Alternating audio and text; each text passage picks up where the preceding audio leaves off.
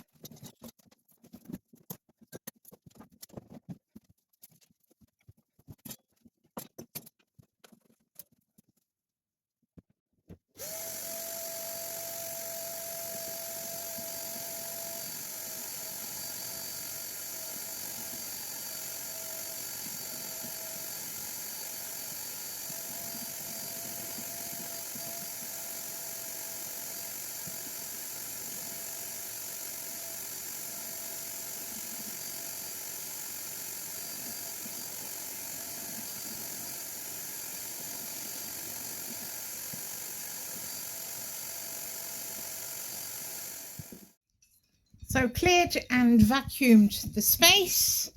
You may have noticed that there's a mains cable, because these yellow ones are mains cables, sticking out of the floor here. The reason for that is that I will have one of those pop-up socket points in my dining room table. I think it has 2 sockets and some USB chargers, so when you're working at the dining room table, let's say on your laptop or whatever, yeah, you've got some power going to it, and I think that's quite a neat solution. And it's a bit like storage and lockers, you can't have too many in a boat. So I'll do that, get that in. But yes, on with the flooring here.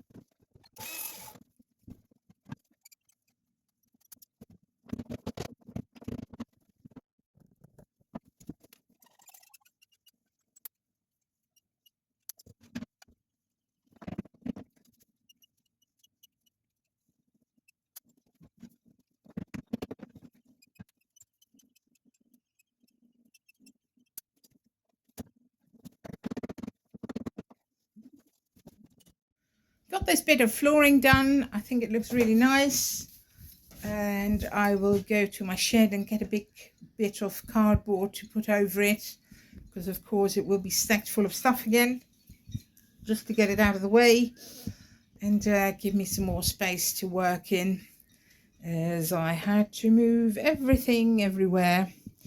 The other thing I've got, which I'm very happy with, is a bit of GRP decking, grating, for the space where the washing machine goes.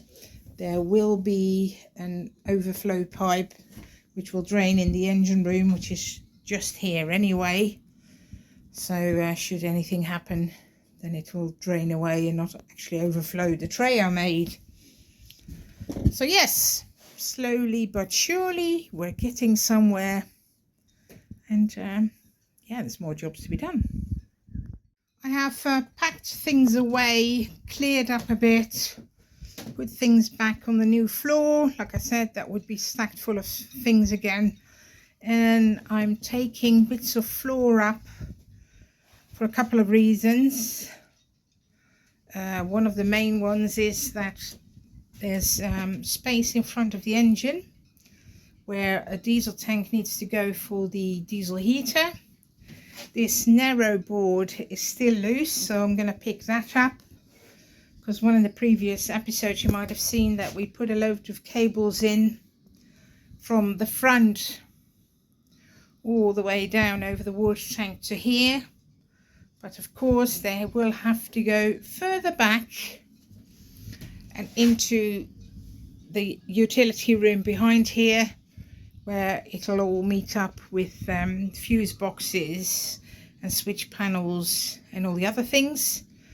So there's probably a load of rubbish under this floorboard. There is indeed, because of course I've been doing loads of woodwork and things. So there's loads of sawdust.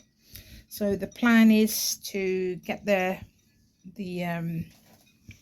electrics where they need to go, which also means I will have to hook up the sender for the gauge for the water tank, which goes all the way down here.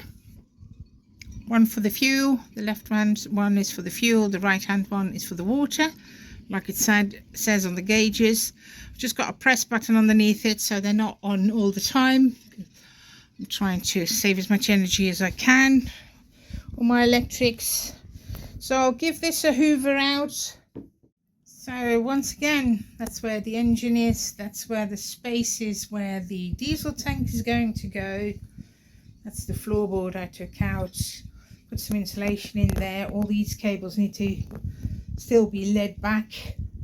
Looks horrendous, but it's not too bad. It's actually quite a few video cables there. And then this is the space where the drain for the shower and the heads goes, and also the out for the water tank. So there will be a pump and a pressure vat, as it were. That's where the sender for the water tank is. That still needs connecting, another cable pulled through. But and the other thing I mustn't forget actually is that the depth gauge goes in there as well, so I'll have to go and find that after lunch. But yes, I'm happy with progress. At the end of another video for this week, I have led all the cables back to near enough where they need to go. I kind of piled them up there for now. Like I said, there's some cameras to go on the bow, so there's the thicker ones are the video cables, so that makes it look like loads and loads, although there is quite a few. I did remember to put the depth gauge sender in there as well, which is kind of in there at the moment. Yes, it's all coming together. This floor is secured down now. Still got some holes, but that's going to be a hatch anyway for getting to the diesel tank. My filter for the diesel tank is right there for the main engine, so that needs to be accessible anyway. But yeah, I'm happy with what I've done today. I can't show you the floor there because, like I said, that will be stacked with stuff, and it has been. But even so, it looks quite a bit cleaner, I think, giving a better idea of the space I will have. Although in here it's still messy, but the galley and the dining area are quite clear. So I hope you enjoyed this video. If you have, please like and subscribe. If you want to, leave me a comment, and I hope to see you next week. Bye.